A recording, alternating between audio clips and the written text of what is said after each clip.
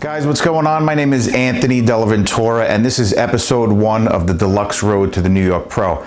I wanted to do something different for this documentary because you see a lot of athletes that are just gym oriented, and I think that's cool, and you're going to see a lot of tidbits of me in the gym as well, but more from a functional aspect because I have so many fucking injuries that I need to work out very differently than I did when I was in my 20s. So that'll be a small part of this, but what I wanted to do with this documentary is kind of give you insight in how a regular guy turned pro and is gonna basically go into one of the biggest shows in the IFBB, okay? I'm gonna compete as a 212 competitor.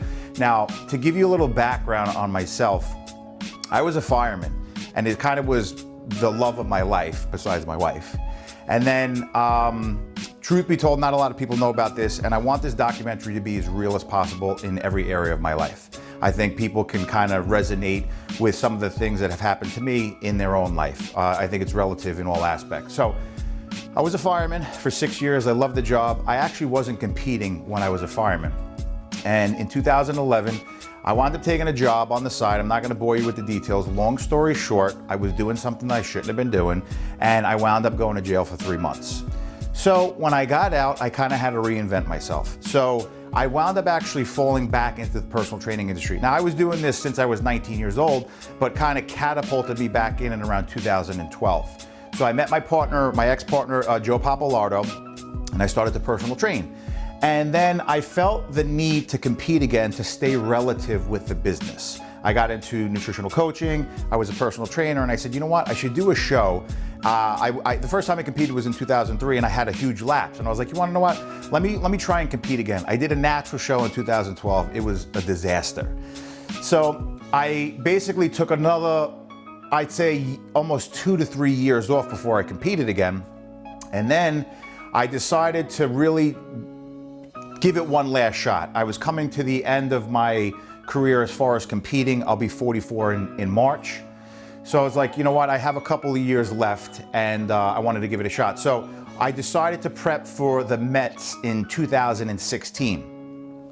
So I prepped, I had a good show. I took first in the heavies, I took first in the masters, and I missed the overall by a smidge. Actually, not a smidge. Justin Rodriguez actually did that show, and he crushed it. So I then did Team U, and I didn't bring my best package, learned some valuable things as far as what not to do going into a show. Josh Wade turned pro at that show. It was a stacked master's class. At that point, now I was concentrating on work. I had a little bit of more of injuries come into play, and I didn't compete again until 2019. And I was like, you wanna know what? This is my last hurrah. I'm gonna prep for the North Americans, and it is what it is. So I wound up actually having to do the Jersey States prior because you had to qualify. I won the Masters in the 35 and the 40. I believe I should have won the overall, but that's neither here nor there. And it got me to the point where I went to the North Americans, and all my hard work paid off. And in this process, I actually wound up hiring Chris Tuttle. I felt like I wanted to work with a pro. I also wanted to find out how a professional nutritionist, registered dietitian, ran their business. So it was kind of twofold for me why I hired him. He got me into the best shape of my life, and we wound up turning pro. I won the overall in the 40 and over. I actually turned pro in the 35 as well. So then I wound up turning pro, and then I had shoulder surgery because at the beginning of the North American prep, I tore the top part of my rotator cuff, which is supraspinatus. So I had to kind of basically reinvent myself again, coming back into the pro scene, because if I ever wanted to step on a pro stage, I basically have to start from scratch.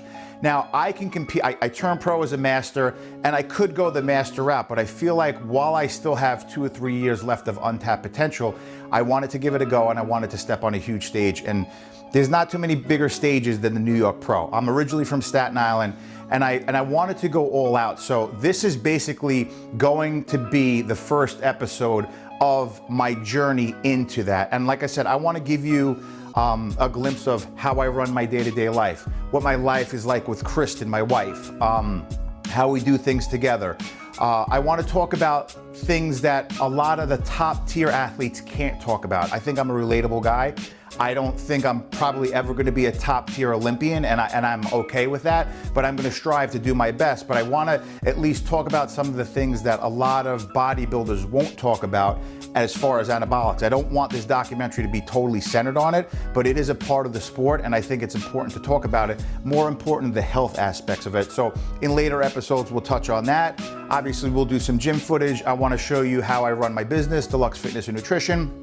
And I also want to show you how a guy that's 44 years old, that's going to be a rookie in the IFBB, can actually make an impact and do everything that he needs to do to be successful with a regular job, having a wife, having a family, and not having the luxury of some of these top tier athletes where they could just train and they can do cardio and nap all day. And I'm not knocking it, because I wish I was one of those athletes. It's just not realistic for me. And I think that when you guys watch this, a lot of you outside of the top tier Olympians will fall into the category of somebody that loves the sport, most likely will do it as a hobby, and then from there, try and fit it into your regular everyday life and see where things go. Because the reality of the situation is, I'm gonna make much more money as a nutritional coach than I ever will a bodybuilder. That's not to say that I'm not striving to be my best. I would love to crack the top 10 at the New York Pro, but the reality of the situation is that I'm doing this more for my business. Am I a competitor? Do I want to win? Of course I do. But I'm also a realist, and knowing that at 44 years old, I'm probably at the tail end of my prime, and the athletes that are stepping on a 212 stage are ridiculous. We all follow the sport.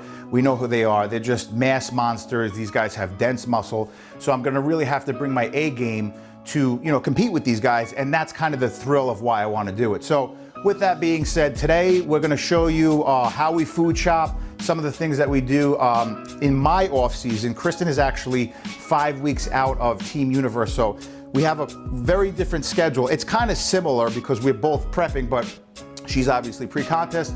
I am in the process right now of kind of detoxing. I'm gonna have labs done in 6 weeks. I'm gonna let you guys in on everything that I do. And then I'm gonna start the prep probably in another 7 weeks. And we're gonna take you step by step on how I'm gonna do this from every aspect of my life. So I just wanted to introduce myself, and hope you guys like the story.